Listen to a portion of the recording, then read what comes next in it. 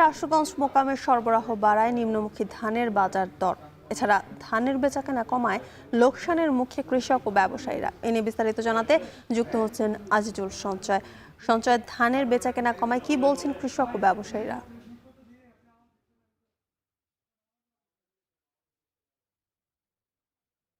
জ্যোতিকা, ব্রাহ্মণবাড়িয়ার আশুগঞ্জের এই মেঘনাপাড়ের মোকামটি দেশের সবচাইতে বৃহৎ মোকাম। এখানে প্রতিদিন প্রায় 1 লক্ষ মন ধান কিন্তু কেনা বেচা হয়ে থাকে মৌসুমের সময়। তবে এখন কিন্তু যেহেতু আর কিছুদিন পরেই নতুন মৌসুমে ধান উঠতে শুরু করবে, সেক্ষেত্রে এখন মোকামে কিন্তু যে পুরনো যে ধান আছে সেই ধানের কিন্তু সরবরাহ বেড়েছে, যার ফলে স্বাভাবিকভাবেই কিন্তু এখন সরবরাহ বাড়ার কারণে এখানে কিন্তু ধানের দাম কিছুটা কম আমরা লক্ষ্য করছি। আজকে আমরা এই বাজারে দুই ধরনের ধান এখানে বেচা কেনা হচ্ছে। তার মধ্যে একটি হচ্ছে বিআর 29, সেটি কিন্তু বিক্রি হচ্ছে প্রতি মন 1220 থেকে 30 টাকা মনে। এছাড়া কিন্তু বিক্রি হচ্ছে যেই মোটাটা, সেটি বিক্রি হচ্ছে 970 টাকা দর পর্যন্ত। এবং এটি কিন্তু আসলে স্বাভাবিকভাবে কিছুটা কম বলে এখানকার যারা ব্যবসায়ী আছেন তারা বলছেন।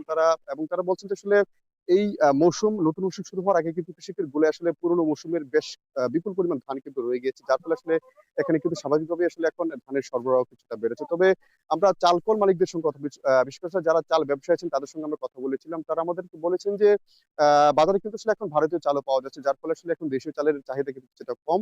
সেই জন্য তারা আসলে এই মুকাম থেকে এখন ধান কিছুটা কম কিনছেন। এর ফলে স্বাভাবিকভাবেই কিন্তু এই যেখানে মুকামে ধানের বেচাকেনা কমে যাওয়াই, এছাড়া যেই সরবরাহ কমার কারণে যে দাম, যেটি ধানের সরবরাহ বাড়ার কারণে যে দাম যেহেতু কমে গেছে, সেজন্য কিন্তু কৃষক এবং যারা আসলে ব্যাপারী আছেন তারা কিন্তু কিছুটা লোকসান গুনছেন বলে তারা আমাদেরকে জানিয়েছেন।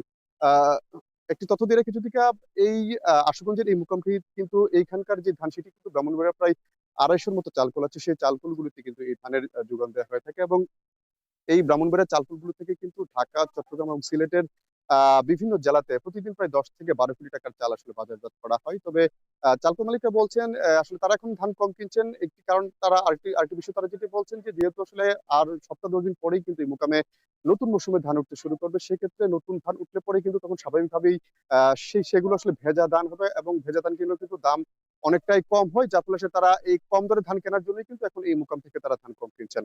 তো আমার কাছে এই ছিল যদি ব্রাহ্মণবাড়িয়া আশুগঞ্জ মোকাম থেকে এখানকার এই ধান এবং ধানের যে সরবরাহ এবং যেই দাম যেটি কম সেই সংক্রান্ত সবশেষ খবর। ব্রাহ্মণবাড়িয়া থেকে যুক্ত ছিলেন আজিজুল সঞ্চয়, জানাছিলেন সেখানকার সবশেষ তথ্য। এখন জনপদে নিচ্ছি আরেকটি বিরতির, সাথেই থাকুন।